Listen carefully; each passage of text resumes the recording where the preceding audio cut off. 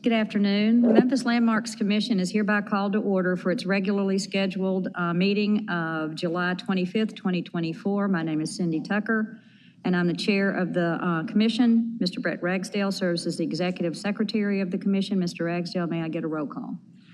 Yes, ma'am. Ms. Boyd? Present. Mr. Gill? Here.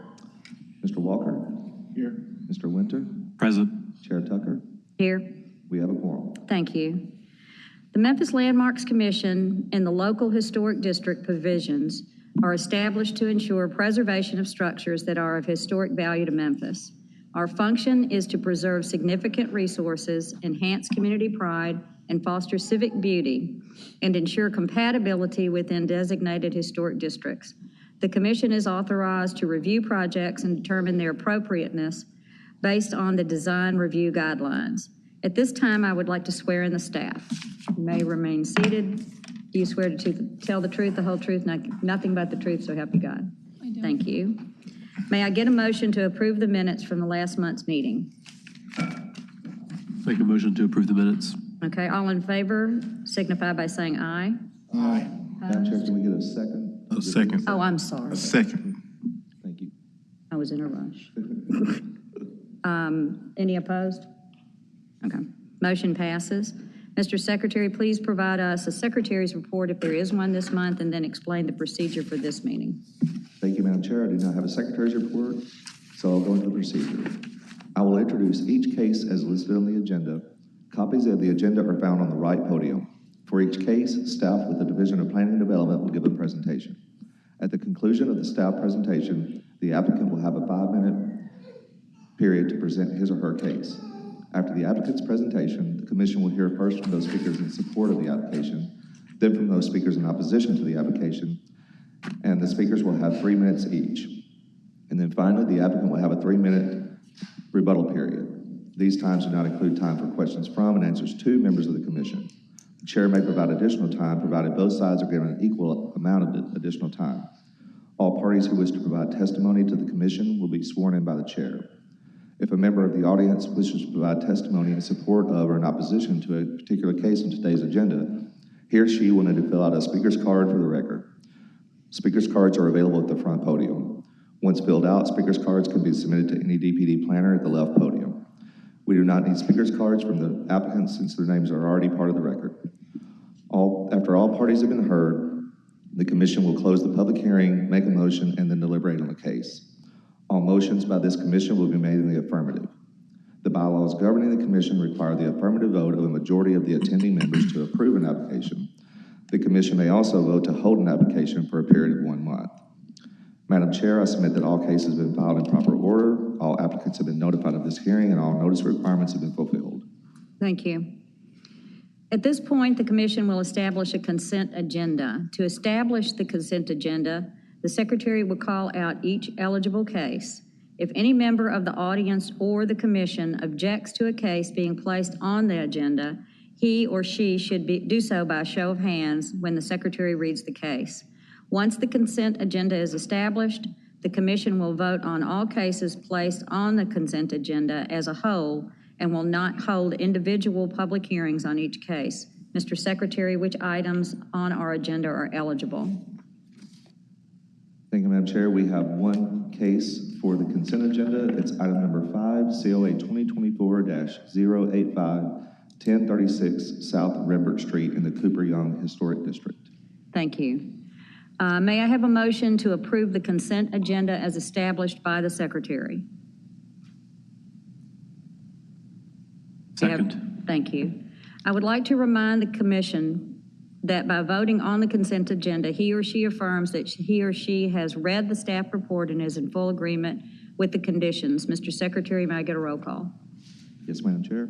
Mr. Winter? Yes. Mr. Walker? Yes. Mr. Gill? Yes. Ms. Boyd? Yes. And Chair Tucker? Yes. Motion carries. Thank you. If you're here for the case that was just called, then you're listed on the consent agenda. You've been approved. You don't need to stay, but you're welcome to stay if you want to. Thank you. Mr. Secretary, at this point, I would like to state that the minor COA applications as listed on the agenda have been reviewed and approved by the Commission.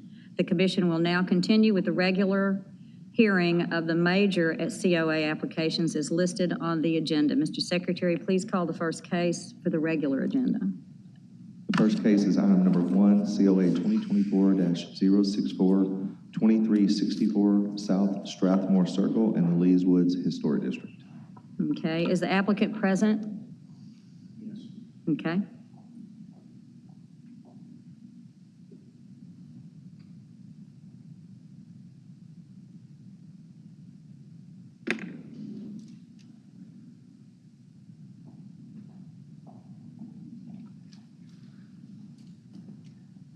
Okay, can you come to the podium, please?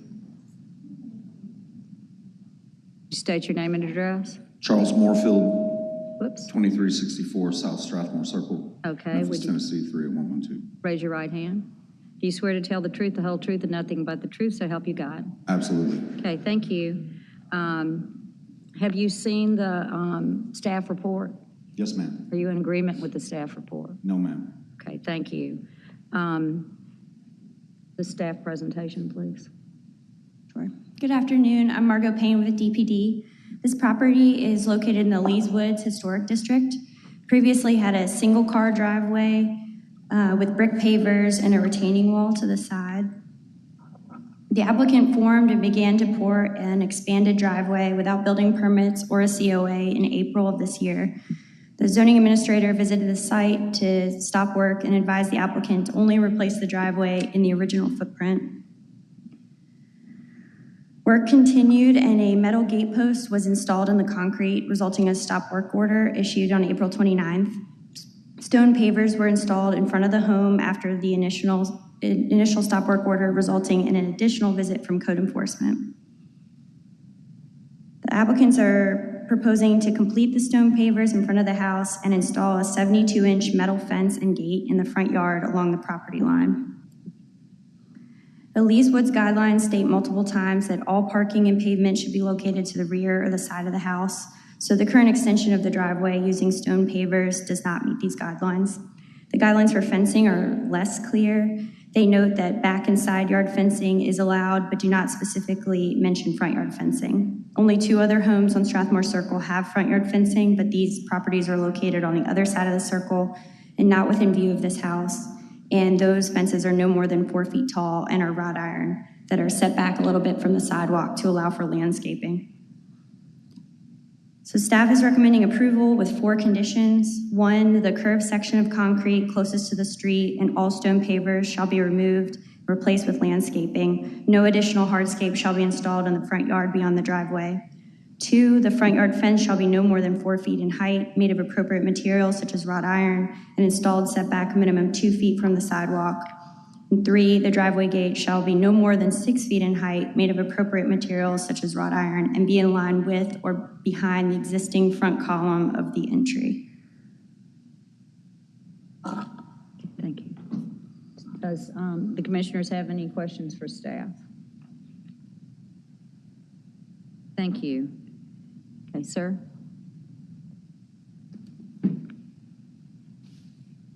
Okay, you have 5 minutes to present your case. Good morning.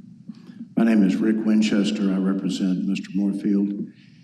I'm very familiar with this property. My grandparents lived on Crestmere, and I've been over there many, many times, and my aunt and uncle lived across the street from this particular property many years ago. Mr. Moorfield has attempted to reconstruct his driveway, which was in disrepair. If you look at the original picture, could we pull that up, please? You see he had the driveway with brick pavers down the right side and a knee wall.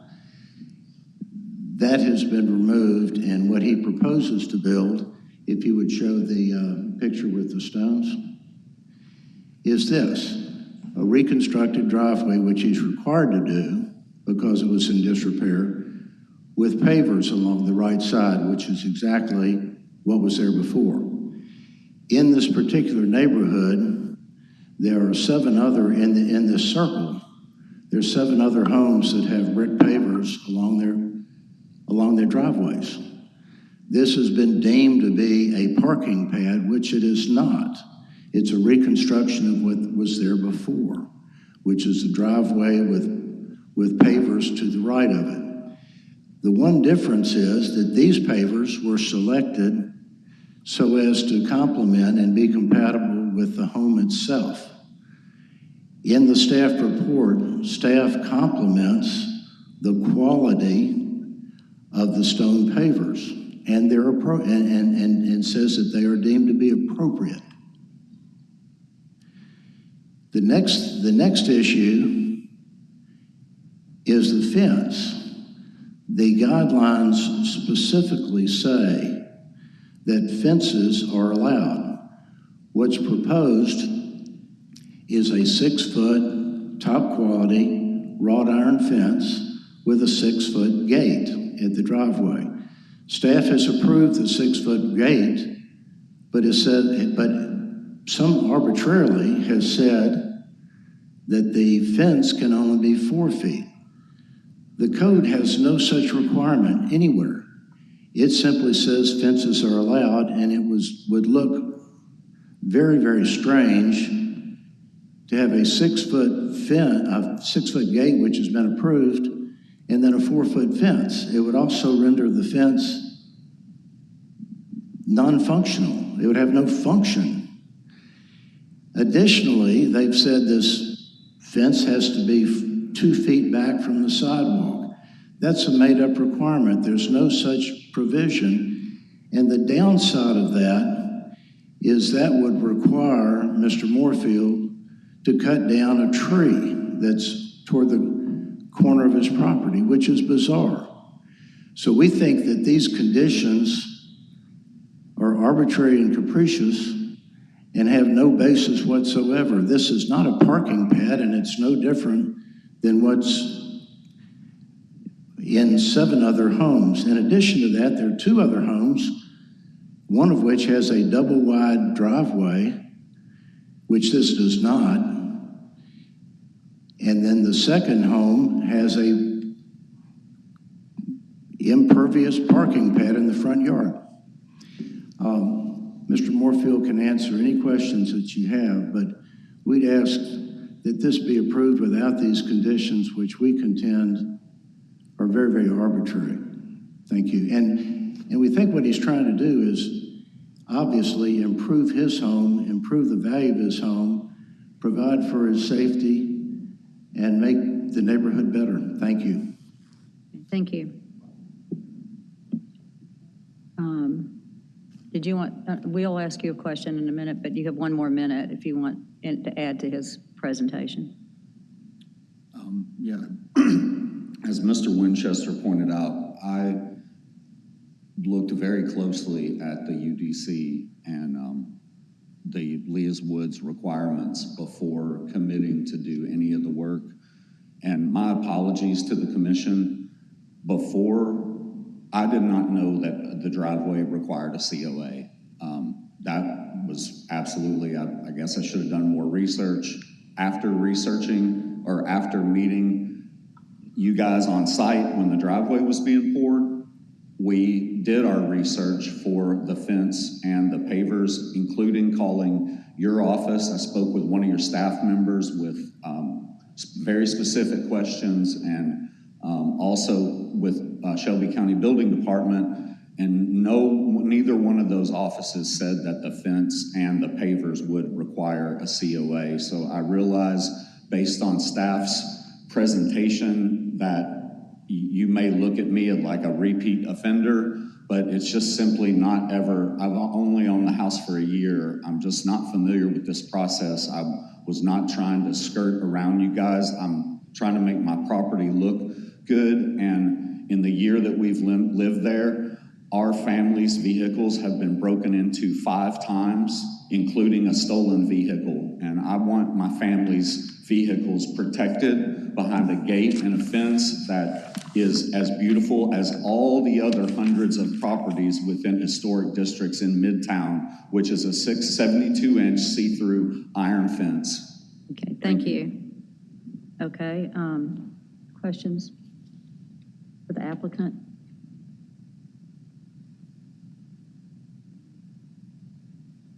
I have a question.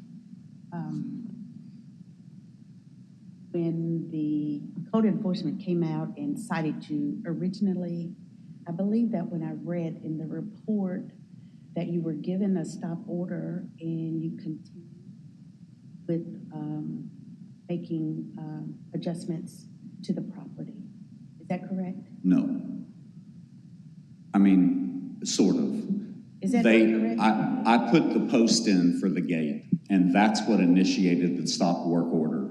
And since that day, I have never put one bit of work into the fence.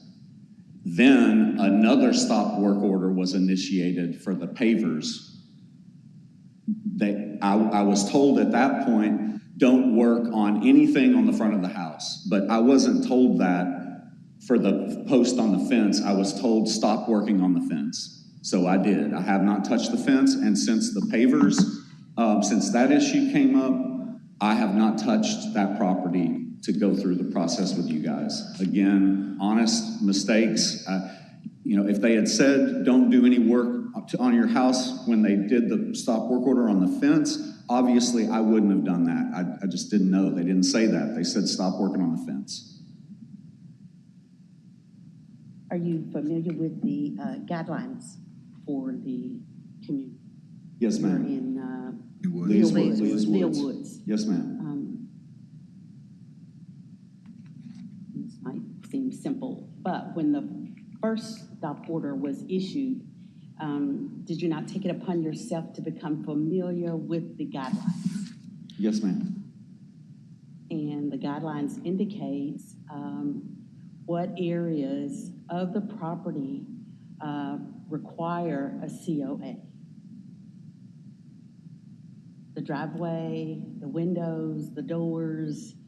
Yeah, I didn't see any such list, and I'm telling you, you guys can assign me trying to skirt you, but I'm telling you from the bottom of my heart, and I swore to tell the truth, I did not know, and by any definition, landscape pavers are a function of landscaping. They're not a function of a parking lot or a parking pad. And I checked with your office and Shelby County Building Department before we started doing the pavers, and nobody said COA. I'm sure you're correct. It's in writing somewhere, but again, I just obviously didn't research the correct avenues. Yes, ma'am. A quick question for you, Margot. Mr. Winchester referenced the width of the driveway. The driveway is without a doubt wider. I mean, it now encompasses this front steps. I'll be honest, I like the work you're doing. I think it looks good. But part of our role is to enforce the historic district's guidelines. There were a couple references, Margot, to the guidelines themselves, and that you were being arbitrary about like the height of the fence or the width of the driveway. I have a feeling that you weren't being arbitrary. The Lee's Woods guidelines are not specific. Some of our other districts are very specific. They say 6 feet here, 3 feet here, all that. My recommendations were simply based on the fact that the guidelines don't speak directly to front yard fencing. They speak to rear and side yard fencing, which leaves it up for your interpretation of what's appropriate. But just based on the neighborhood, there aren't very many front yard fences, and the only ones that I saw were no taller than 4 feet and wrought iron, which is why I put that in there. Okay, so it's somewhat right. It is somewhat Yes. arbitrary. It's not based, called out. yes. Okay. So no, it's not a specific recommendation. What about width of driveway? Yeah, that looked a lot. The driveway is based on, I mean, you can see in this picture here, the driveway was slightly wider with these brick pavers, but it did not extend in front of the porch, which it now does. And the Lee's Woods guidelines are very specific about front yard paving. And I think the stone pavers are very nice, but it still constitutes paving in front of the house. So that was a clear guideline for me. Gotcha. Put that one up as opposed to this one. Is it twice as much of where the brick stuff was? Looks I like can't it's tell if it's twice as much, but it definitely encompasses the front steps, which the original driveway didn't. I'll be honest, I don't hate the look. The look is great. I think your work is great. I'm not criticizing your design. May I interject? Sure. On the original house, when I purchased it, the driveway was super skinny, but it had 3 feet of pavers to the left, 3 feet of pavers to the right, plus a retaining wall. And if you notice in the before pictures, the driveway, it didn't even line up with the inlet from the city. It was offset over to the right. So what we did with Brett's help when we poured the driveway was we shored it up with the inlet from the city. So now it matches with the curbs. And all I did was A, put pavers back as I had pavers before, and B, I just added the 2 widths together of what was there before and put that all on the right side as opposed to a left and a right, because I don't have any more room over on the right because we moved the driveway over to the inlet. And my wife and I felt like it, made sense with the porch landing being all the way in the front of the steps, which on the original home, it didn't. And now we have a nice landing in front of the porch. It just made sense to just pull a straight line, and that's where the pavers would go back. Yeah. Thank you, Mr. Moorfield. Anyone else? So, sir, I have a question. What is your opposition to the staff's recommendation for the limitation of the height of the fence at 4 feet? So the point, and from my family's perspective, the whole point of the fence is security. So that's the first point. And a 4-foot fence, my 7-year-olds can climb right over that. So that provides my family and I no security. And it's not just the parking of vehicles on the street. They've also broken into vehicles in our driveway as well. So that's the first point. The second point is, I just don't understand how a 6-foot gate, 72 inches for the gate at the driveway is okay, because my house extends beyond the driveway. So I'm not blocking anything. You can see through it. So why is 72 inches okay here, but over here, 48 inches is the only approved height? When the UDC clearly says that see-through iron fencing, 72 inches is absolutely allowed. Well, I defer to staff. I don't think that it does say that. 72 inches is am I correct?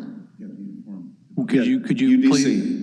No, I'm talking about the Lee's Woods historic guidelines. there's not. Lee's Woods has no guidance She said on there's not fencing. one. Right, It literally says fencing is allowed. Right. So that's my point. I just want to make sure it's clear that the guidelines don't say that you can do it. They also don't say that you can't. But I wanted to also just point out that I think the reason that staff pointed to the other neighbors' fencing is because it's already there. And part of the thing about fencing is you want to make sure that you're still compatible with the neighborhood. If everybody put up fences all along the street, it would feel very, sterile and not welcoming to your neighbors. I think that's maybe the perspective. But our job, honestly, is to adjudicate it against the guidelines. So that's what I'll consider. Dan, one quick question. What's more important to you, a 6-foot fence or keeping the pavers like they are, or removing? I'm saying if you had to pick one or the other, would you prefer the pavers or the fence? No, my family safety comes first, but I feel like that's a false choice. I don't think I should have to choose, but if you're hypothetically, I would pick the fence, absolutely. Just wondered. Thank you. Okay, thank you. Do you have anything? Okay.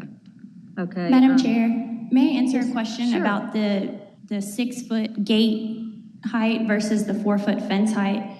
I understand the need for security, and the recommendations right now would have the fence pushed back, so all cars would be parked beyond that 6-foot fence, but the 4-foot fence is more ornamental.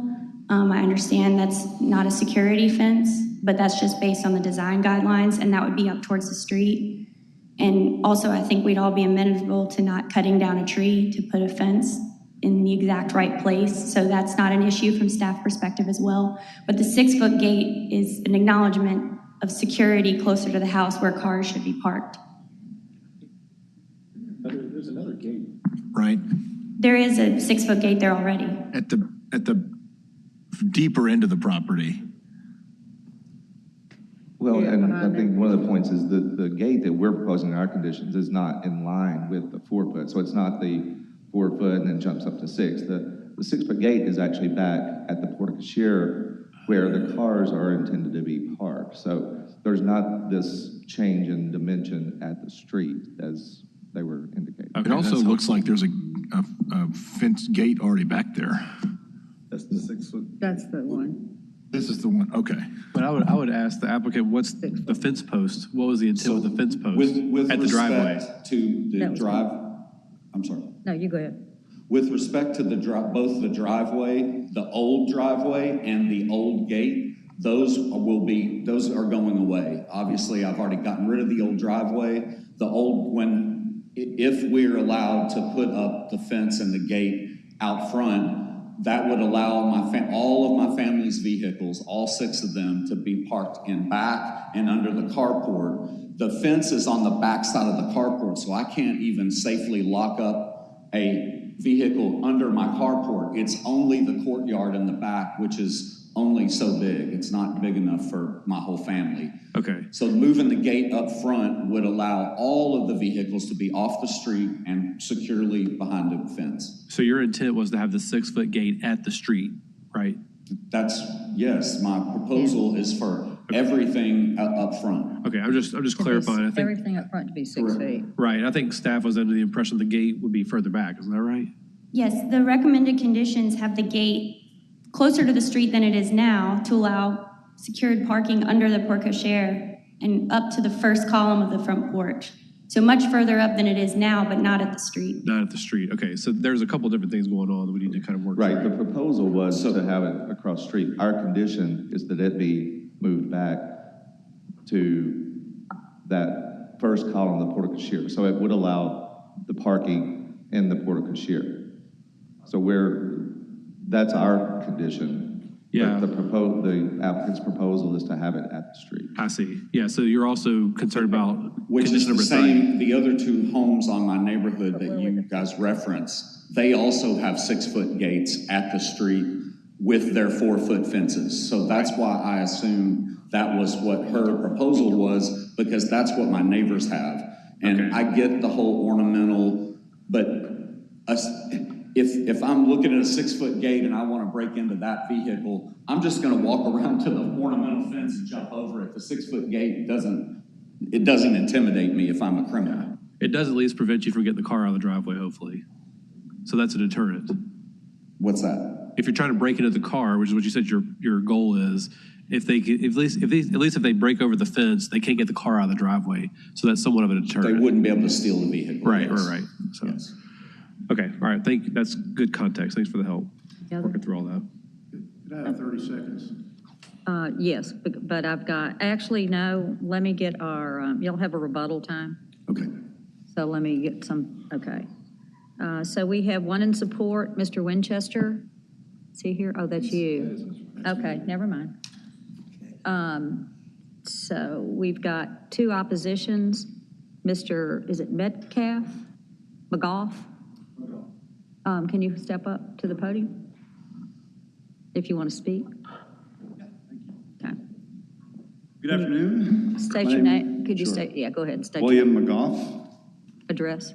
2355 South Strathmore Circle. Okay, raise your right hand. Swear to tell the truth, the whole truth, nothing but the truth, so help you God. I swear. Okay, thank you. Yeah, you have 3 minutes. Thank you. As a neighbor of Mr. Moreland, just on a personal note, I got to say he's just a fantastic neighbor, no qualms there. And the issue or concern that I think I'm vocalizing on my family's behalf and maybe on behalf of other families in the neighborhood is that this is a small very kind of self-contained historic neighborhood. And while, believe me, I'm very sympathetic to Mr. Moorfield's cause about protection, because we're all dealing with these issues in Memphis, Tennessee. I know that he's had a car stolen. I think he mentioned he has 5 break-ins. We've all experienced kind of the same thing on the street. But the issue is, we all moved to an historic neighborhood that has beautification standards for a reason. While normally I would be all in favor of any property owner doing whatever they see fit on their own property, certainly to protect their property, their family, I would be all in favor of that. But this is a historic neighborhood, and the agreement that we all agreed to when we moved in was to abide by these rules. They're there for a reason. They're protect the historic character of the neighborhood. There's been a couple of mentions about other neighbors with fences. But just to set the record straight on that point, there's only one neighbor that I can think of that has a fence out front. I think this was in the report. It is no higher than 4 feet. It is offset from the street, and there's a lot of landscaping in front of it, and that's it. No one else has a 6-foot fence. Mr. Moorfield has said that the reason for the fence, and again, I'm sympathetic, is to protect his cars, his family. Putting up a 6-foot security fence and extending the driveway so that he has more parking space leads us to believe that there could be a concern that this turns into kind of a protected parking pad in his front yard, which is out of character completely with the neighborhood. And therefore, with that in mind, as sympathetic as I am, he moved into the same neighborhood that we moved into. We're abiding by those rules. We're not putting up 6-foot security fences to make the neighborhood look a little more like a prison. So while I am sympathetic, I respectfully request that this commission either hold or disapprove in total. Thank you. Okay, thank you. Do y'all have any questions? Anything? Okay, thank you. Thank you. Comment. I did just look down the entire street. North Strathmore, basically, this is a loop. This is a U street, you know. The other, I know where it is, yeah. The north side has 2 homes on the south corner, the first and second parcel in that have 4-foot fences. Gates. No one else on the whole neighborhood, though, does have a front yard fence in the entire neighborhood, in the rest of the U. That's it. So you can scan through there. There's no other front yard fencing until you get to the very last 2 parcels on the left before you hit East Parkway. There's the first, and then the one to the left, it's like they have one right there, yeah, in those, in that grown-up area to the left and to the right. So those are the only 2 houses on this street that have 4-foot fences with the gate.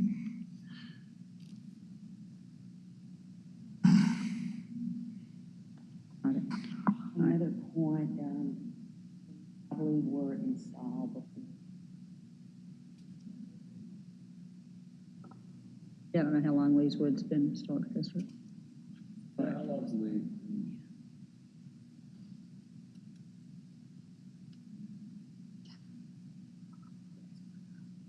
I'm gonna call the next.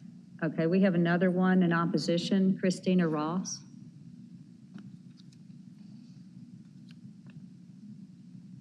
Could you state your name and address, please? Yes, my name is Christina Ross, and I live at 247 Williford Street. Okay, thank you. You swear to tell the truth, the whole truth, and nothing but the truth, so help you God. Yes. Okay, thank you. You have 3 minutes. I've lived on Williford, which is also part of Lee's Woods, and I've lived there for 16, my husband and son and I've lived there for 16 years, and seen many different cases come and go. There's a diversity of property types in our area, but besides these 2 that have the lower 4-foot fence, there's really no other, even when you get over to Williford Street and you get onto Autumn, Circle, there's not front yard fences. People pull the fences to the appropriate side gate, side yard and backyard fences. And as Mr. McGough said, I support everything that he was saying. we're all concerned about security and where we're parking our vehicles. It's a day-to-day concern. But I'm looking, as a neighbor that's on the behind street, looking at kind of the precedents that we're setting for the whole neighborhood. And part of the historic guidelines are to sort of look to your right, look to your left, look down the street. What's the image you're creating? What are you creating for 20 years from now, 50 years from now? What's your precedents that you're gonna have?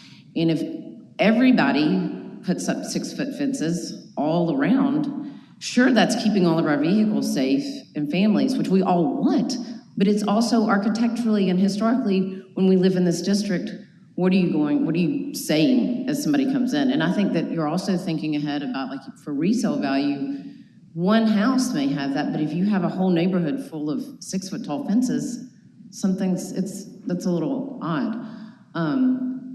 So I'm not in favor. I'm opposed to the 72 inches, the 6-foot tall fence. The paving materials and stuff, that to me, I'm okay with that.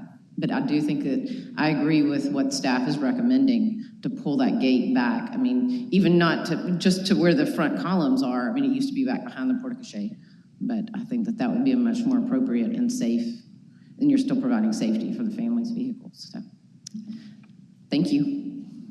Thank you. Do y'all have any questions for? Okay.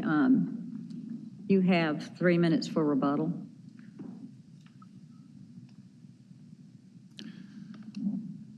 First of all, with regard to the fencing, the guidelines specifically state that fencing is allowed in the front yard. There is no restriction in the guidelines about height. There's no allegation by anybody that what Mr. Moorfield is proposing is not attractive, quality fence. And the idea of requiring a setback and a height limitation is totally arbitrary and capricious. There's no basis for that in the guidelines. The fence that Mr. Moorfield proposes is to protect his family and the security. No one has suggested that it's going to impair the value or quality or appearance of the home. It's a see-through fence. With regard to the pavers, the guidelines require that when property is damaged and has to be reconstructed, it's supposed to be done with the same type of materials in the same design. The before had a concrete drive with pavers on both sides of it, and they weren't particularly attractive. They're bricks. What Mr. Moorfield proposes is quality pavers that are consistent with the appearance of the home. The staff even compliments him on the quality of the pavers. And the pavers were there before, and he's proposing to have them there again, but they are better looking than what was there before. And let me close by just asking you, if you look at the before pictures, and then you look at the after picture of what Mr. Moorfield is proposing, which do you think is more attractive? Which do you think is going to contribute to the value of the home and the neighborhood? I don't think there's any question about that. So we would ask you to approve both the fence and the design of the driveway. Thank you so much. I appreciate your work. Okay, thank you. Y'all have any additional questions for Mr. Winchester? Madam Chair? Yes, ma'am. May I clarify the guidelines, line 20 up on the screen here? It's very specific. Back and side yard privacy fencing is consistent with these guidelines and is allowed. And that's all really it says about fencing. It doesn't speak to front yard fencing at all. It does say that Fencing shall be reviewed and should be visually compatible with the environment of the existing buildings to which they relate. Such Appurtenances. appurtenances, is that how you say that? Yeah. And other environmental features shall be visually compatible with the environment of the existing buildings and sites to which they relate. So I think our comparison to the rest of the homes on the street is what the guidelines are asking us to do. Yes, I agree. I mean, why don't we get to Close it. Yeah. Okay. Okay, so at this time, I'm going to close the public hearing case, and the commissioners will further discuss. Can I have a motion in the positive for discussion purposes? I'll make a motion to approve COA 2024-064, 2364 South Strathmore Circle with the approval with the 4 conditions proposed by staff. Can I have a second? A second. Okay, thank you. Okay. Now we're going to talk amongst ourselves, and you'll be able to hear everything we're saying. I mean, I think Margot, you've done a very nice job trying to navigate these waters in this staff report. It's hard to go along with the fencing, reading the guidelines and looking at the neighborhood. I hate to say it, but I like the pavers. The pavers look great. But I also understand, based on the guidelines, about the paved area and wanting that to become, so I think you've done a really nice job, Margot. I think there's a compromise in there that could be made with the pavers versus the fencing, but be interested to hear what y'all think. I agree. Actually, I want to thank the applicant and the neighbors for coming out. This is and staff as well. This is a pretty complicated case. It's because the guidelines are not clear. I do agree with the applicant's representative that the guidelines are not clear about the height of the fencing. I do agree with that. However, as we pointed out, I think that guidance in the guidelines to look at the surrounding buildings is appropriate. I think that's what staff has done to come up with the recommendations that they've proposed. So I think the recommendations with the conditions are appropriate relative to the height of the fencing, specifically because of that line about the visible compatibility with the environment of the existing buildings and sites around. Regarding the pavement, again, it's nicely done, but I think the issue is that the driveway has been made wider. And because the guidelines say that it's preferred to have parking and paving at the rear or at worst the side, I think to make the driveway wider is at odds with the guidelines, even though it's well done. So again, I find that the staff's conditions are appropriate in terms of changing the width of the driveway back. The only thing that I have a little bit of, I want to think through a little bit is the location of the fence. The gate, thank you. As we've gone through the discussion with the applicant and the staff, I think the staff intended for the gate to be at the front side of the porte cochere. The applicant wants it at the street. In looking at the surrounding neighbors, as we've done with the rest of the fencing, one of the neighbors does have a gate at the driveway at the street. So that might be the only thing in my mind that's worth exploring. Do we? Just the gate and not a fence? It had a gate and a fence. Yeah. So that might be one thing, to consider as a compromise, as Commissioner Gill suggested. Again, because I think... Oh, that's the one of the two. Yeah. If we're going to look at the neighbors for the height of the fence, I think it's fair to look at the neighbors for the other components as well. As far as allowing at the street. Right, the gate at the street, yeah. But I still think the height of the fence of 4 feet is appropriate. The width of the driveway remaining the same is also appropriate. But you're saying allow the fence? Allow the gate at the street. Okay. So but it you would, said the height of something was okay at 4 feet. Well, the proposed condition to limit the height of the fence at 4 feet, I think, is consistent with. Match consistency of the neighborhood. Yeah. Yeah.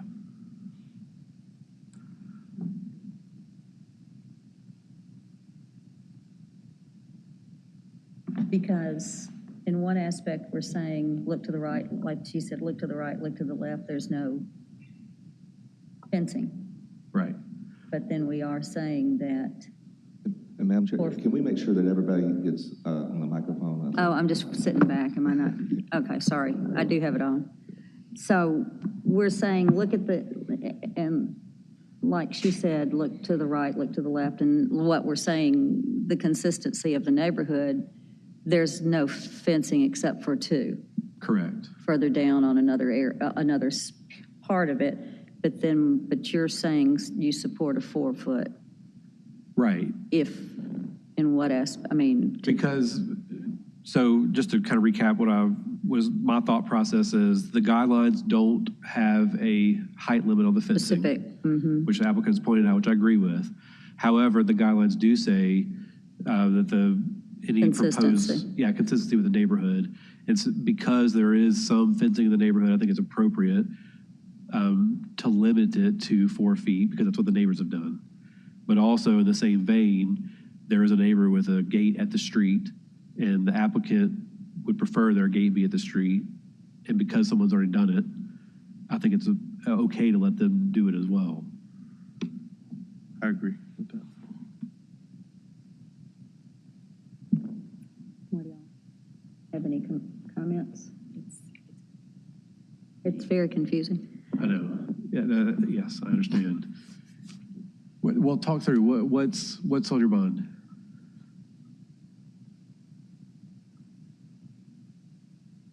Looking at her right now.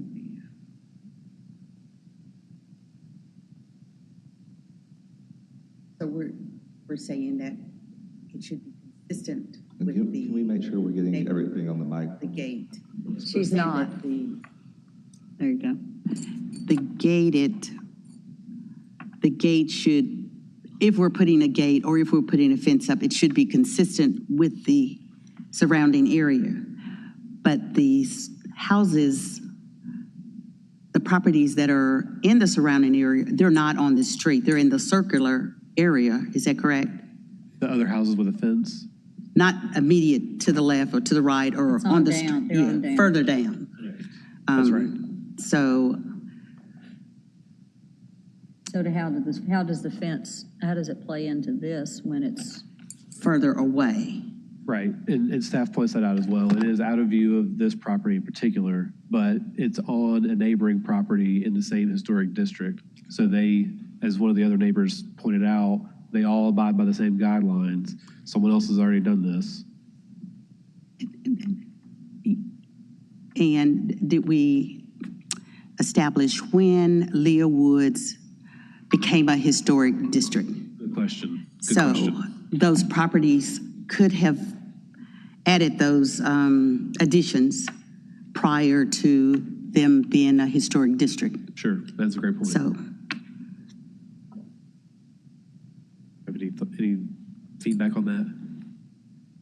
They were Trying to looking. find when they were, but I do think from the appearance of those fences, they have been there for some time, but I don't know exactly when Leah's Woods was established, but I can try to find that, but we don't know when those fences were installed either, so. Yeah. True, I true. think, So true. it's a tough call. correct. One of those fences is on East Parkway. So Yeah. maybe a little different context there. However, the other fence right beside it is more within the circle, but. Yeah. That It's, was in on fact, the it's corner of East Parkway and. Yeah, but the second fence, as Secretary just said, is the second lot, which is also, it's the same position as this house is on the south side of the circle. So again, what I'm trying to say is the comparison that I'm making to the fence and the gate is in the exact same position on the other side of the circle as this property is. Okay. So I'm trying to think through a way to make it fair to both the neighbors that have bought into this neighborhood with the understanding that there are guidelines in place, but also to a neighbor that's tried his best to understand and interpret those guidelines and provide some safety. And the sticking point for me is that the guidelines are not specific enough about the fences. They're very vague. They're very vague. And so the applicant is correct. There is no limit on the height of the fence. However, the only teeth that are in the guidelines are about comparing to the neighbors. Okay. Because if we didn't have that line in there, I would be inclined to say that the neighbor is correct and he could put a fence at 72 inches. I would also say, but before he started this, and I assume knew that they were in a historic district, if you have any questions about it, you know that, I would assume, you know Landmark exists. Right. To ask questions for guidance. Well, and if I may, because I was involved in this, I think Ms. Payne mentioned, I went to the site when they were originally going to pour the entire drive. And I got there before the concrete trucks, thank goodness. And I went up and I spoke with Mr. Moorfield's wife and agreed to limit the drive to the location where the drive is before the pavers and to go ahead and pour that. And after that is when the additional work on the pavers and the fence occurred. And so I think there was an attempt to make sure that everyone was clear on what the process was. Yeah. And again, what's at issue is that the guidelines are not clear. So even if he had asked staff for guidance, the staff cannot give an objective answer. It's subjective. So that's why I think staff has given a comparison to the neighbors, because that's what the guidelines suggest. So it's, you know, it's a subjective decision. But he went out there and told them some specifics. Right, but. Correct? So what was the guidance there? On the drive itself, because the UDC No, I'm doesn't talking allow. about, I'm talking about fence. On the fence, there was no discussion about a fence because we didn't know that there was intention to install a fence until a fence post was installed. Right. And that's when we said, you have to stop work. But I guess my point is, And even there if was he no had, building permit pulled for that as well, so. my point is, even if they had asked staff for clarification on the height of the fence, there's not enough information in the guidelines to clearly say that. But are we setting a precedent for others? Yes. Yeah, but Because the guidelines are not clear. Right. And that's why it's important to use that line of the guidelines that says refer to the neighbors. Effectively, that's what it means. And so that's what we're doing. That's what staff did. They looked at the neighbors. The neighbors have installed a 4-foot fence. So that's why I think it's appropriate to limit the height of the fence at 4 feet. I agree with that. Just the guidelines, if I was the neighborhood, I would go back and clarify that in the guidelines if you don't want this confusion again.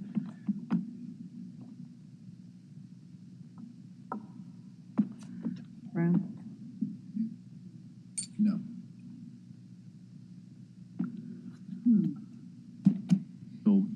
Still have heartburn about the, Yeah. what's giving you heartburn? The fence and the gate? Yeah.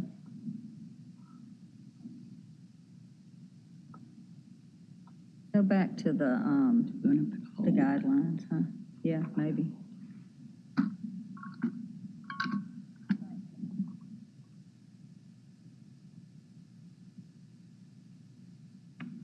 Behind it says visually compatible with the environment. Missed that last line. It should be visually compatible with the That's what environment. we're doing now. Right. They haven't actually done anything there, so. Right.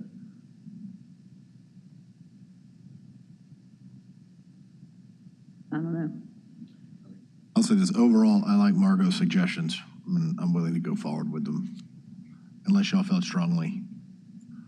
I think she's done a nice job trying to figure this out. And I agree with you, Mr. Winter, about the guidance from the guidelines. It's lacking. About the walkway, I mean, the Papers.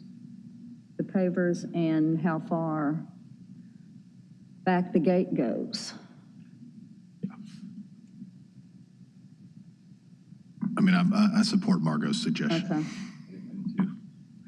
However, the only suggestion that or the only question I want to propose is, would the commission support an amendment to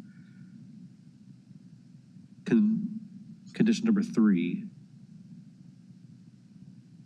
that says, and just strike the part at the end that says to be in line with or behind the existing front column of the entry. If we strike that part, that would allow the applicant to put the gate in line with the fence at the street, which in my opinion is consistent with the neighbor on the north side. I can agree with that. That's a good suggestion. They're all okay with that? Yeah, okay, so then the paver situation. But I still agree with the pavers. I still agree with condition number 1, which says basically says take the driveway back to what it was. Not as wide. Not as wide, take out the pavers, put landscaping back in, which I agree is appropriate. And can I suggest then what the intent would be for the gate? We could just strike number 3 and add the word gate to number 2 to say the front yard fence and gate shall be no more than 4 feet in height, made it appropriate. Well, I was gonna let them keep the 6-foot high gate, would be the only difference. Okay. Heartburn there. Well, I think if we were looking at the other photos, it didn't appear that those were that high, but. I thought that they were because it's curved. Well, Are the other, is it a short gate? yeah, I mean, the fence is 4 feet, the gate curves up to a little bit taller, so it's Yeah. unclear.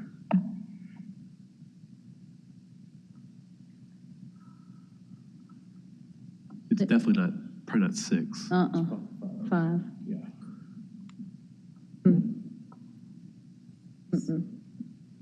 Not 6. Definitely not 6, I agree. Well, so do you want to take Yeah. Mr. Ragnell's suggestion and strike condition 3 and just put and gate in number 2? And leave the setback from the sidewalk for sure. Yes, I think, again, consistent with the neighbors. And Mr. Penzis just had a suggestion too. If you wanted some allowance on the gate for like this curve, you could just change in number 3, 6 to 5, potentially. Just trying to give some options on what I'm thinking. Sure. Well, Mr. Penzis is giving options and I'm repeating them. Well, thanks for being his proxy since you have the microphone. Okay, so Mr. Ragnell's now, or I'll make the motion then. Okay. To amend condition number 3 to change 6 feet to 5 feet and strike the last line that says be in line with or behind the existing front column of the entry.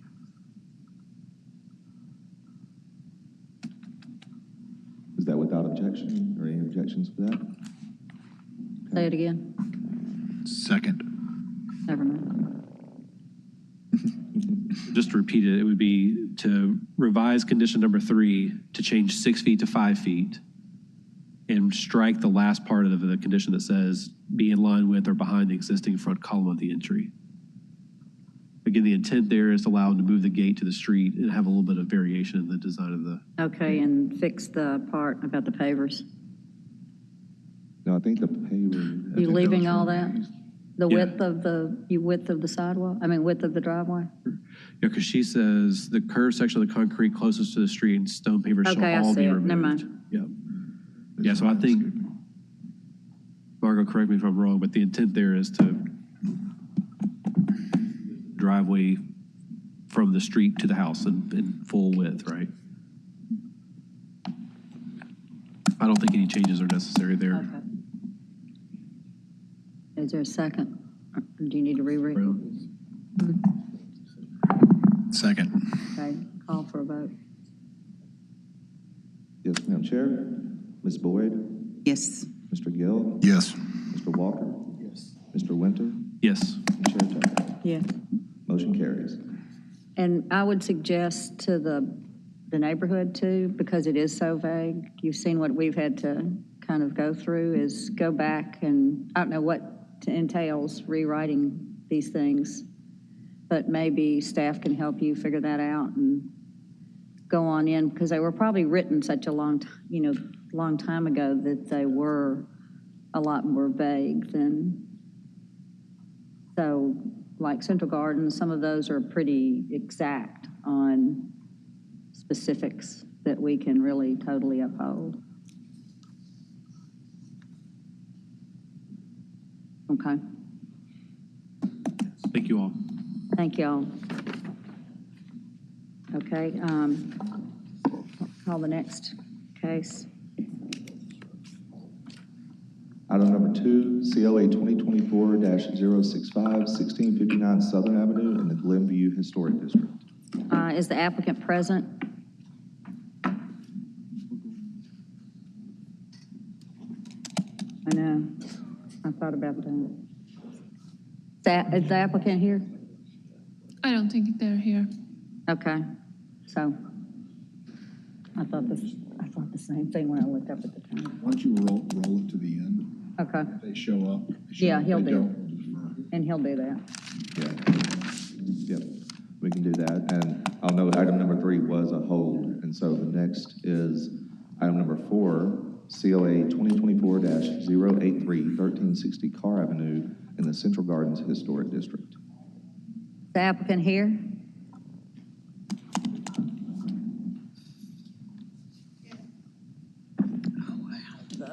Come on up.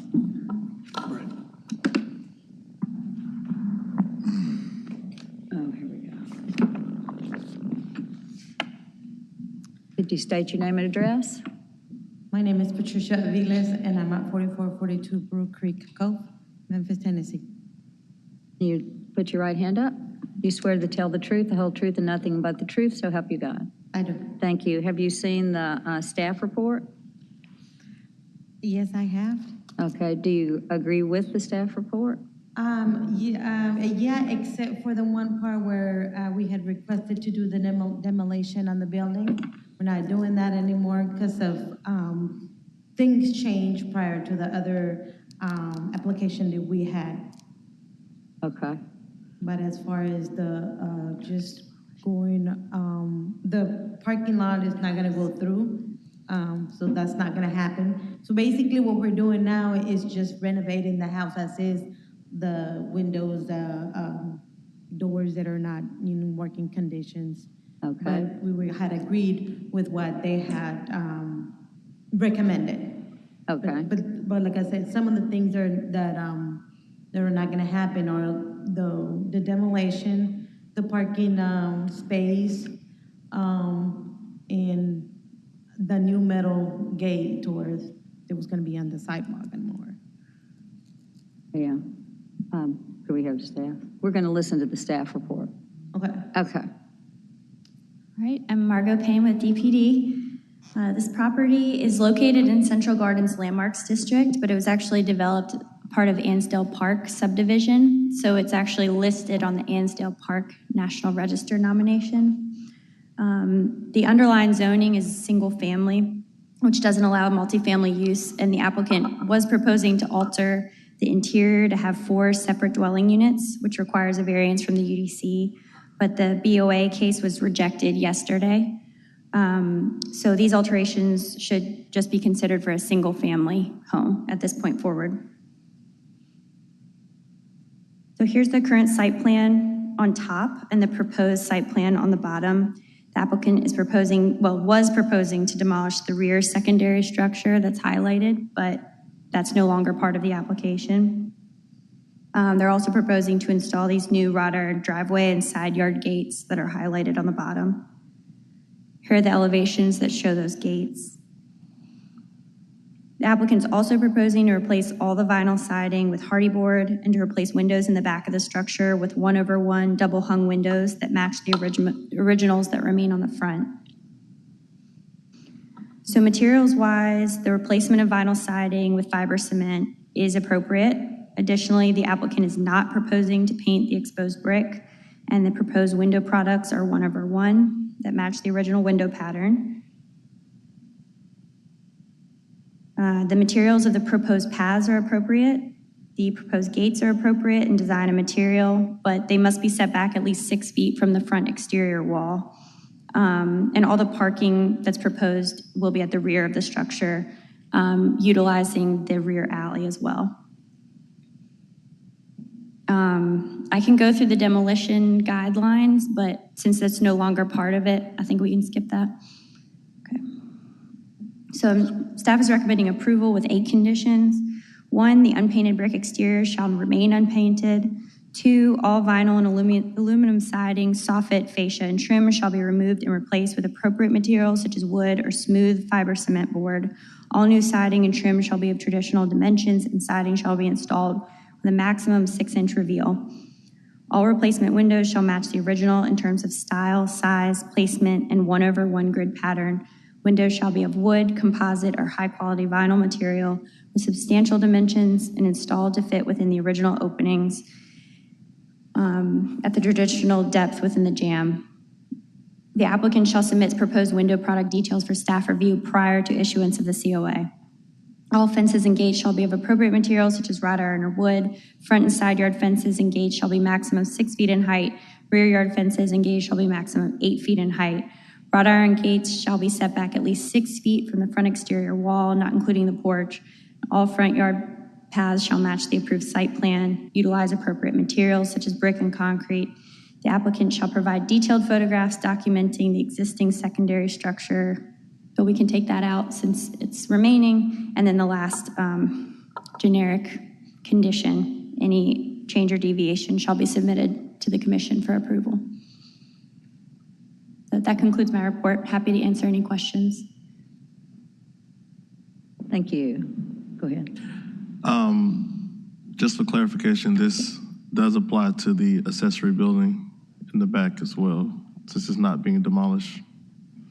Yes, the only building that was proposed to be demolished is the, sorry, what is the question? The back building. Yeah, so these recommendations also apply to the accessory We can building. certainly write it that way. We can make sure it approves. So if they do decide to repair,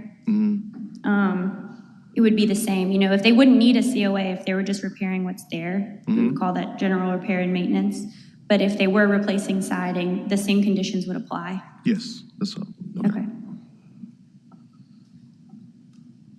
I will note just a point that there is a large portion of that structure that cannot be seen from the street. So we could, just be. Just a little we could bit. think about a condition that would clarify that. Okay. I just, another point of clarification. It sounds like if the demolition is off the table, most of the other proposed modifications are in compliance with the design guidelines. So my question is the only thing that's now at issue the location of the fence, or the gates, excuse me? The location of the gates, and I believe there's some opposition about a few windows and doors. Okay. That I think we'll hear from the neighborhood about. Okay, all right. And I think she's agreed with all the conditions, period. Yes. Okay. Yeah, maybe, that's my question, so I guess I'll ask her. Other questions for staff? Okay. Did you want to come up? I was since they were asking about somebody had asked about the fence. It was prior to the approval that we had pending before. So all the gated fence was gonna be if the other petition came through, but it's not. So it's gonna stay as is, it's just as a single house property, and we're just gonna renovate it. Minor details that needs to be, or the big details that need to be renovated and stay as is. So it's not gonna require the iron fence. Okay, do y'all have any questions for the applicant? Well, I guess with that in mind, is there anything else in the conditions that you're at issue with? The conditions that we all agreed up, we had agreed upon it, so we don't have no issues. The only thing that, that you guys recommended that we wanted to do was to do the paint, the bricks, but you guys say no, so we're okay with it. I mean, we wanna go along with what you guys stay the same around the neighborhood. The only major thing that was going on was to be building that Ford complex, and it didn't go through. So I'm not gonna talk about it, I'm not gonna go, just Sure. go the other route that we need to, and make it the best to fix it and keep on going. Awesome. Okay, thank you for the clarification. Thank you. Okay, we have 2 in opposition. Mr. Ramage, would you like to come up?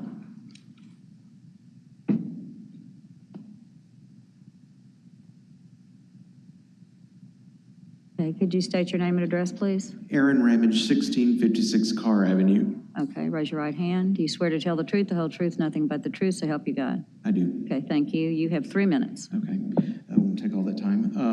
Mainly, we had a few more things to bring up today, but we understand that they're accepting a lot of the conditions.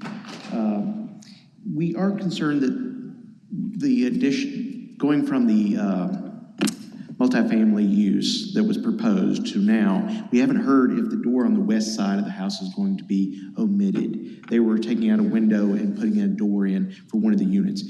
Our preference would be that that door would not be going into that facade. And the other thing is, and Margot's mainly addressed those, we were concerned that there was comments about painting all white. We didn't know if that was just the windows or brick, but they've clarified that they can't do that, so that's good. Then the other one was, it was about, we need to have structural proof that that outbuilding was not capable of being renovated and salvaged, but they're keeping it, so that takes care of all our other issues. Okay. Is that all? That's it. Okay. Do y'all have any questions? So to clarify, the first item was they were adding a door to accommodate the multifamily, but you want to make sure that that door does not be installed now that they're keeping it a single family residence. Correct. Okay. Yeah. They want to keep, it's a window currently? Yes. Okay. All right. All right, thank you. We have another, let's see, I can't pronounce this name. Zastupol? Zastupol, how do you say your name? Mine's Grivich, so. That's all right. No, give it to me. I can't pronounce it correctly myself. Oh, come on. What is it? My name is Lynn Zastopil, On your address? 1352 Carr. Okay. You swear to tell the truth, the whole truth, and nothing but the truth, so help you God. I do. Thank you. So, as the letter from the Central Gardens Association, of which I'm a member, I'm also a signee on the letter from Porter Fields, who is our attorney that we hired about this case. We were concerned initially about the conversion of a single family, something zoned for single family, and although it had been out of code violation for a long time, obviously, it still had been mostly a single family, or at least part of the time, a single family residence. Anyway, that was voted down yesterday by the Board of Adjustment, and we're pleased to hear that the new owners want to go back to the single family dwelling. So, but that leaves at least me in a little bit of a quandary, because then now the new plan that's before you has just been sprung on me a few minutes ago, for instance, about the back house, that they're going to now try to restore. Nobody has lived in that back house or done anything with it for years. It's cat infested, it's problematic. I'm sure it can be restored, or at least I'm certainly hopeful, but I don't know what the guidelines are to make sure. Are there guidelines, and are they your responsibility? I don't know about that this is going to be restored properly. Secondly, it has, I think, aluminum siding, but it might be vinyl siding. And I think, Mr. Walker, that was your question, right, about do these guidelines apply to the back house as well as the regular? And I don't know either, but I would like clarity on that if we could. It also has a metal roof. I have no idea what the guidelines are for the historic district for metal roofs, but that back house has a metal roof, a very old, rusty metal roof. The door that my partner just mentioned is on the west side, my side of the house. The original plan for the 4 apartments or condominiums they're going to create, they were going to have a pathway back there and add a door or replace a window with a door, apparently for a fire escape, which would make sense.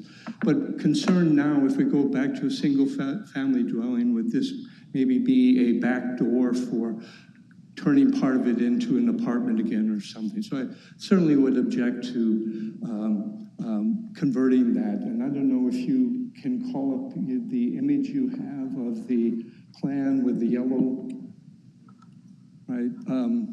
The lower one, as you can see at the top of that, just a little bit to the right where it says 141.4 feet, you can see 3 steps. They're not there on the original one. That's where, and on the drawing they had yesterday for the Board of Adjustment for converting this to 4 apartments or condominiums, there's clearly indicates that's a door.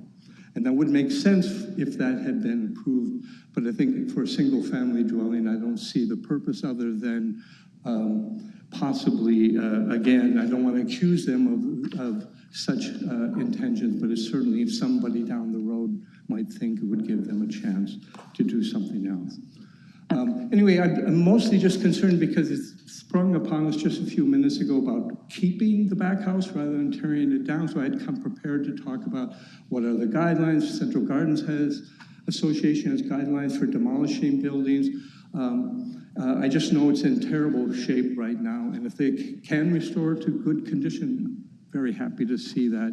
But I'm concerned about that. And then, of course, the siding and metal roof. Hey, thank you. Thank you. Do you have any questions for the speaker? Okay, thank you. Okay, ma'am? Yes, ma'am. Come back up. Did you want to say anything else? Well, or address anything that anybody said? I mean, as far as he's referring to the old plans, which they already know that it's not going to happen. So it doesn't make no sense to go back to there. When I repeat myself, the house is going to stay as is. There's not going to be no changes to it from the outside. Things are going to get renovated. Yes, the windows are going to be changed, but they're going to be the same as they are right now, the same size. Just going to be renovated. I don't know what other words to use to make it clear. Thank you. Do y'all have any questions? Yeah. I think she wants to ask you a question. Yes, ma'am. What are the plans for the back house that was going to be demolished? As of right now, they're going to use it either as a, it depends on either the storage unit or a garage. I don't know yet. We got to go back to it and see, the whole plan and change it again. But that's the either or, a garage or the storage unit. And I do remember the staff saying that it would be, you would have to submit a due COA for that. Isn't that correct? Is that what I heard? Did I not hear that? Not for that. It depends on what they ultimately propose. Yeah. There's a very small section of the back house that can be seen from the street, and so that would be the only thing that would be in the purview. That's what I heard, yeah. Commission. But to repair and maintain it as is, that wouldn't need a COA if they were using the same materials and same footprint and everything. Okay. But we would just need to know about it ahead of time. I do have one more just clarifying question. Thanks for clarifying again, but one more clarifying question. The door that was discussed, you said there's no proposed exterior renovations now except for the windows, so the door is not going to be changed? There's no door on the west side. Okay. So but the door that he's looking or he's staying at is from the proposed plans that we had for the 4 buildings or for the 4 apartments. Sure. So as of right now, that don't make that. The door is not in play. It doesn't apply to it anymore. Okay. All right. They're good. going back to the Yeah, I just wanted to put that on the record. clarified on Yes, record. Yeah, exactly. Thank you. Okay. Anything else? Okay. We're going to close the public hearing portion and discuss it amongst ourselves. Can someone make a motion?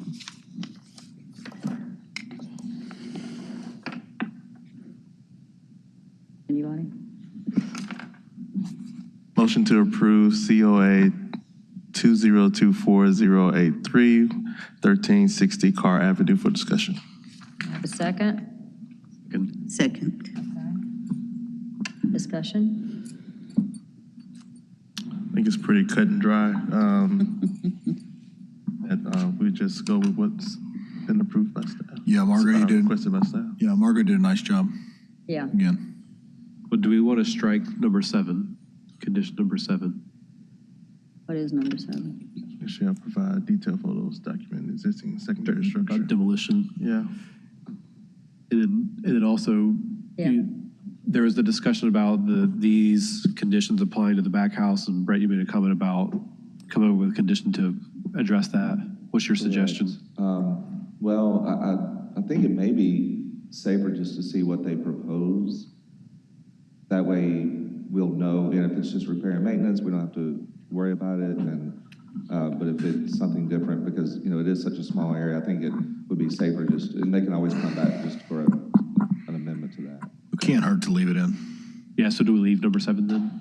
No, I would still delete number 6, because that's just about demolition. You just don't add anything about the accessory Correct. structure. That's what I would Okay. suggest. So if we could do that without objection, delete number 7, because it only applies to the demolition. Okay. Does number 8 not apply to that? It would not, because that's going to be removed, and so that would just apply to the entire COA. Okay. So I'll make a motion to strike condition number 7. Second. And without objection, okay? Okay, can we have a Ready vote? for a vote? Yes. Mr. Walker? Yes. Mr. Gill? Yes. Ms. Boyd? Yes. Mr. Winter? And Chair Tucker? Yes, Motion carries. thank you. Next applicant. One's on hold, right? No, consent. And our last case is item number 6, COA 2024-088, 395 North Willette Street in the Evergreen Historic District. Okay, can the applicant come forward? Hello. How you doing? Hey, can you state your name and address? Ahad Abdul Dwama, Name and address? 395 North Willette Street, Okay, all right. Memphis, Tennessee, 38112. Okay, right hand. Okay, can you swear to tell the truth, the whole truth, and nothing but the truth, so help you God? Yes, ma'am. Thank you. Have you seen the staff report? Yes. Do you agree with everything that's in the staff report? I agree with it, and I'm willing to do the work. It was just one minor thing that I wanted to see if I could leave it, is when they told me to take the right side of the house, to take it back to the window, the other window that's coming out of the house, of the frame. And I wanted to leave it as it is, if possible, because I have a kid that he has autism. He sometimes just runs out the windows, and if anything, he'll still be in the property. If that's the only reason I extended the gate. Okay. So if he was to run, he'll still be in my property. He's not in the street, and because I'm in a busy street. Overton Park is always busy. Okay. And it happened with some instances where the Barton's car care, they'll come and bring me my child. Okay. Without me knowing. Yeah. So that was one of the things, but I'm planning to do everything they recommended. I'm fine with it. It was just this thing that if I could leave it as is, that'd be great. But I told the staff planner, she said, come and talk to the judge and they'll decide from there. Just one question. Just to clarify, you have a son with autism, and you're afraid that if he runs towards the glass and he makes it through the window, that he'd still be inside the fence, is what you're saying? Still be in the property. Yeah. Okay. He runs Thank you. across to Barton's, and they bring him back Okay. sometimes. Thank you. Can you go back to that picture? And what did we ask of him to put it behind? Because this was in design review too, I remember that. Yes. So the fence, how it used to be. Originally, it was there. It was there. And now it's 2 feet tall. It used to be 6 foot high in there. Now it's 8 feet, and it covers all the windows. So the Evergreen guidelines specified these type of fences meeting at the midpoint of the house, but they do allow for exceptions for well-traveled corner lots, which this definitely is. Okay. So that's why we are not recommending lowering the height of the fence. We're allowing it to stay at 8 feet, but just as long as it comes back and exposes part of that one window from the corner. Let's see. But just to be clear, that's the applicant is opposed to that. Yes. Okay. Because of his son. Right. What if we softened it with? Margo, what's the blue box on the sketch? That's supposed to be the bump out of the window. Okay. Right. I edited the site plan. Got it. To show that. Okay, thanks. Go back to the actual picture again. We're kind of off, but what if he softened that with shrubbery? You can see the bump out in the old photos better.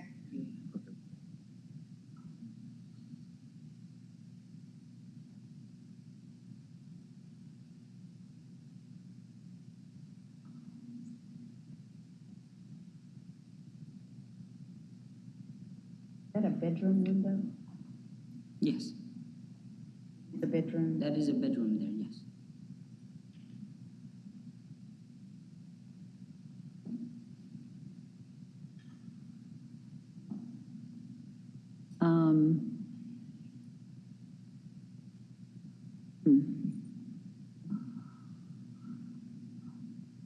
Okay, so did y'all want to ask staff anything else? That's all you want to say right now, correct? Yes, like I said, I'm agreeing to whatever she recommends. It was Okay. just this one thing that Yeah. if possible if I can keep, but it's okay if you guys don't want it, I can move it. How old is your son? He's 5.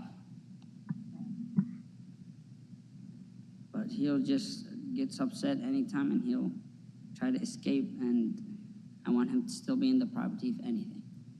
Yeah, I know where you are.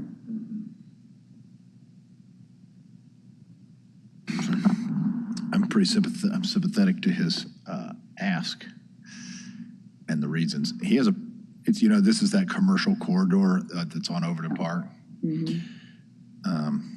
Y'all know? Do you know? There's a small commercial area, and it's part of Overton Park Road. I mean, straight shoot down to Cleveland. Yeah.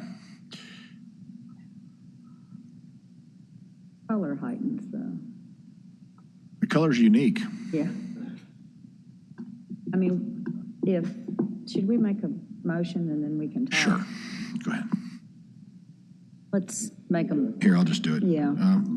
Motion to approve COA 2024-088, 395 North Willette Street, Evergreen Historic District. Can we have a second? I'll second. Okay, we're going to talk ourselves and then we'll come back to you. You stay right. You can sit down, but, well, yeah. Okay. You can hear everything we're saying. Yeah, I agree. I guess my question is, can we use the same line that staff suggested about the height? Is that something we can hang our hat on there in terms of not moving the fence? Right, a little shorter. Or can you refresh us on what that? It was something about the highly traveled areas. Where is it? Oh, this is In particularly the first true paragraph. Yes. on busy, well-traveled streets. Yeah. Corner lots on well-traveled streets.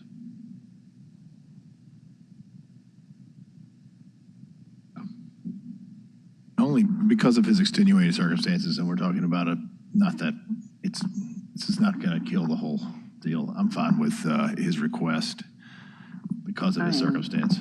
Yeah. I'd like to see maybe to soften it, to put some sort of shrubbery or something around it. Oh, you mean like some landscaping? Yeah. That's not a bad idea at all. Just to soften the whole thing. Yes. And I'm sure he'd do that. Yeah. Yeah, okay. It's a fair request. Yeah. Okay. You you want to put that in, we'll just ask them. Why don't you ask him? Sir, we're kind of off base here anyways. Yeah. Hey. Okay, so are you opposed to maybe softening that and putting some landscape around the outside of it so it kind of softens the feel of that, buffers the feel of The vision fence. Of the, of around the fence? You know what I'm talking about? Around the fence on the outside. On the outside, What so do you that want people. me to do? Pardon me? What do you want me to do? Would you be opposed to adding landscaping on the outside of that fence to soften it, if we left the fence alone? Oh, you mean like with plants? Some trees and plants, stuff? some plantings Some around? bushes, just Flowers, plants. On the left side, Left and in the gap? like along the, yeah. Just along the fence? Okay. If you're willing to do that, I think we can agree to leave the fence where it is and agree to all of the conditions for the sake of your son. Yeah, I appreciate you guys. And something like that little bush over there along the side of the Sure. fence all the way. Yeah. I can do something like that. Yeah. It would soften that fence along this right of way. Yes. I think that's a good suggestion. me too. Okay. Yeah. Thank you. Okay. And so maybe I could offer, I was going to say strike condition 6, but I think we could just revise that potentially just to say that landscaping will be provided along between the fence and the sidewalk and along the east side of the fence. Okay. Does that work without objection? Works for me. Yes, sir. Okay. Yes. Good. Whoops, sorry. That's supposed to be on. Okay. Have a vote? Rudolph. Ms. Boyd? Yes. Mr. Walker? Yes. Mr. Gill? Yes. Mr. Winter? Yes. And Chair Tucker? Yes. Motion carries. Okay. Thank you. Thank you. And we have item number 2, but Did they come? I do not see anyone Nobody's here. So they are not here, so we'll hold that until Okay. the August meeting.